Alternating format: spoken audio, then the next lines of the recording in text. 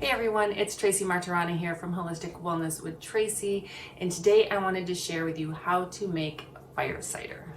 Now, fire cider is one of those herbal remedies that, for one, is easy to make with just items from your pantry or from your grocery store, and it's just such a beneficial herbal remedy as we go into cold and flu season that I really urge you to make some up and have it in your pantry ready to go.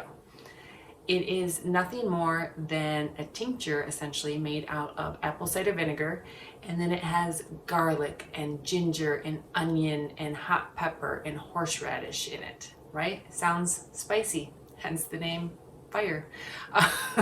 But all of those ingredients, the garlic and the onion, are antibacterial, antiviral. They pretty much kill anything that ails you.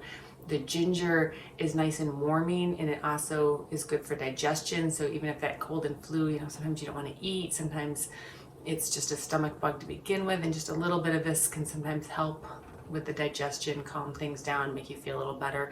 And the horseradish really clears sinuses. You'll find out even when you're just chopping it for this recipe that your nose tends to run a little bit as it gets some things moving. And then I always add a little bit of a hot pepper. Most recipes you'll find will call for cayenne. I often struggle to get cayenne unless we're growing it in our own garden, and then I only get a few and only at a certain time of year. So sometimes I use jalapeno, sometimes I use Fresno. This time I'm actually going to use this little itty bitty Thai pepper that we grew in our garden. That'll add a nice bit of zing. So let's get started throwing this all together, and I will show you how easy it is. Okay, so to make this fire cider, we're just going to begin by getting all of our ingredients chopped and into a 1 quart mason jar. You can use a smaller jar if you want, but I guarantee you will want to kick yourself later when you run out of fire cider and you want more. So I'm just going to start chopping and dropping right into here. So I will start with my onion. I give everything just a fairly rough chop, nothing too fine, nothing too chunky. I want lots of surface area for that apple cider vinegar to come into contact with my onion. I'll do both halves.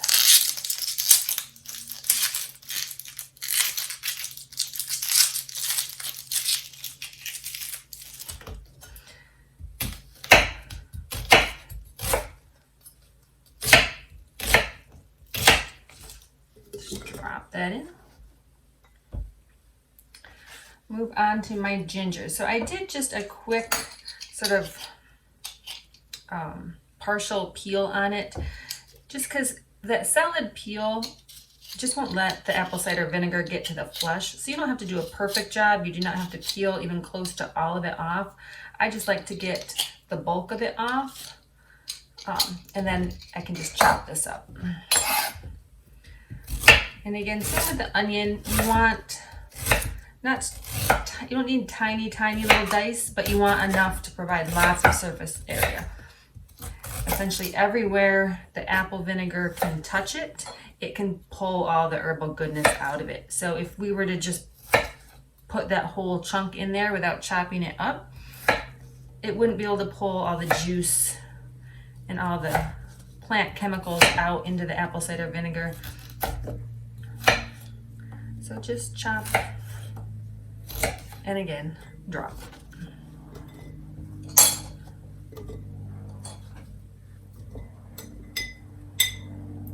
I'm going to probably not use this whole chunk of horseradish. Again, I did sort of like the ginger. Let's do this a bigger part. I did a sort of a rough peel. I had to use a paring knife because it is very, very fibrous and difficult to cut through.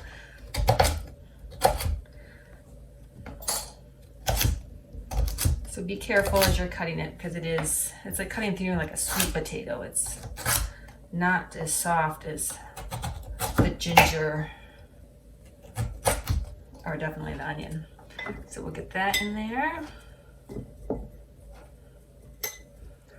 So pressing it down, and then we have our garlic. I'm just going to take a handful. I just sort of cut the ends off, get the peels off as much as possible. Again, it's not necessary to be quite as delicate about it as you would be if you were cooking with it.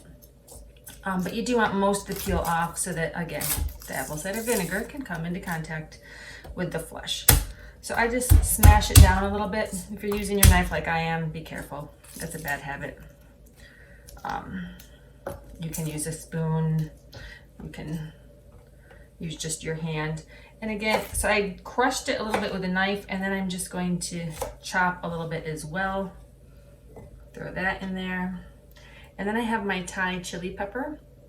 Again, you could use any kind of pepper. This is just what I have on hand.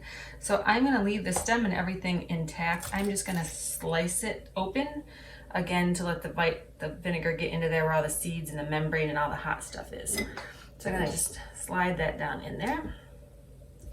And then to finish it off, I take my raw, unfiltered apple cider vinegar, shake it up, and just pour that in. Now you could use Bregg's, whatever kind of apple cider vinegar you like. You just want it to be that raw, unfiltered. And look, that was almost perfect. But I do have another bottle here that I'm going to just top it off a little bit with. And then that's it. That's all I have to do with it for now. I put a top on it. I shake it around. It's always a good herbal practice to put a little label on here and let yourself know what day you started this and what it is, just in case you're like me and you come across it sitting in your pantry like a week or two later and you're like, wait, what is this? I mean, you open it up and smell it, you'll pretty much know exactly what it is, but you might forget when you started it. It usually has to sit for about anywhere between 3 and 8 weeks before it's ready to use. And you can just tell, I have one here that I started a while ago. If you just look at the two next to each other, you can just sort of see the difference. This one that's been sitting there is darker. And if you start looking closely at the chunks of stuff in it, you can see where it's sort of broken down a little bit. It's not as fresh and crisp and clean. So really, anytime after a couple weeks, it's going to be beneficial for you. The longer you let it sit, the stronger it will be, the more herbal goodness it will have. So just stick it in your pantry somewhere dark, and then wait and see what happens. So about 4 weeks has passed. We have our fire cider pulled out of the pantry. It has been sitting there brewing. Maybe every few days we went in and we shook it around a little bit, and now it's good to go. So what do we do with it? We start by getting some sort of bottle to keep it in. I like this little, it's like an oil or vinegar bottle that I just pour it in, and I can leave that right in my fridge to just use it as I want, whenever I want. I get a nice big Pyrex measuring cup, a strainer, and maybe a little piece of cheesecloth if you have it, just to get all the little bits out. And then we're just gonna open this baby up. Oh, should have tested that first.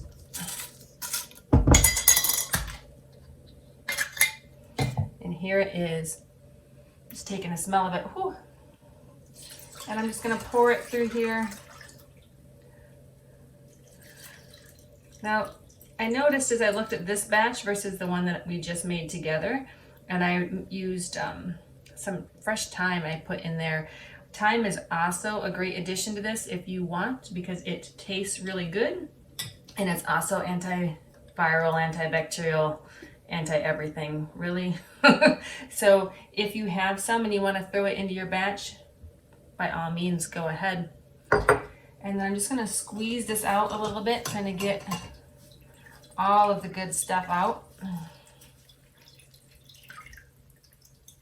Yes, my hands are clean. Squeeze it. We don't want to waste any. This is precious stuff. And the stuff we're squeezing out is probably even stronger than the stuff that we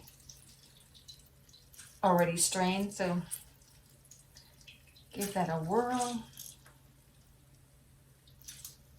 All right. We're just going to pour this into our little bottle. So I got myself a funnel, and we'll just pour it in.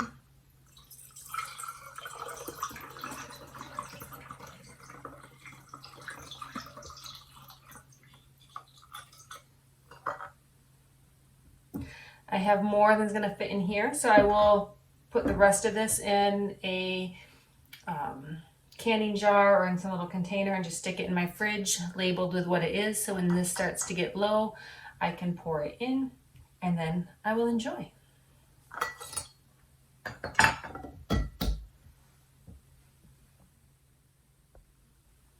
So your next question might be, great, I made my apple cider vinegar, now what do I do with it? And that's a valid question. So there are several different ways you can use this. If I really feel like a big tickle in my throat, like I am definitely fighting something off, I will just come by with a big tablespoon, pour some in, take a tablespoon like I'm taking cough medicine. I like the flavor of vinegar, so that works okay for me.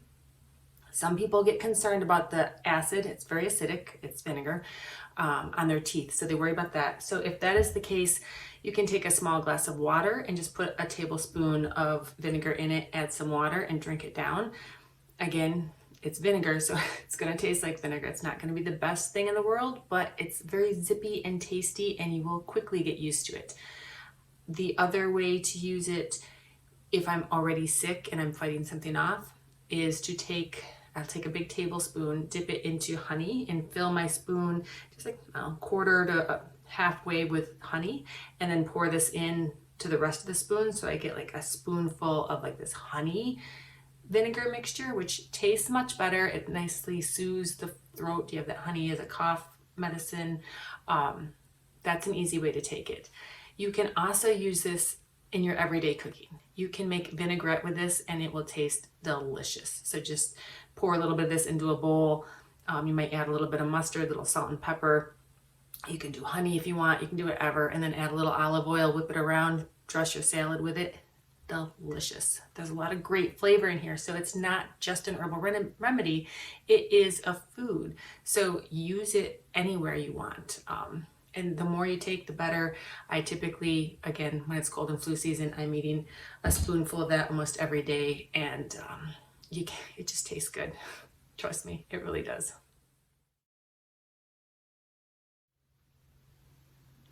Thanks for watching. I hope you enjoyed this herbal recipe.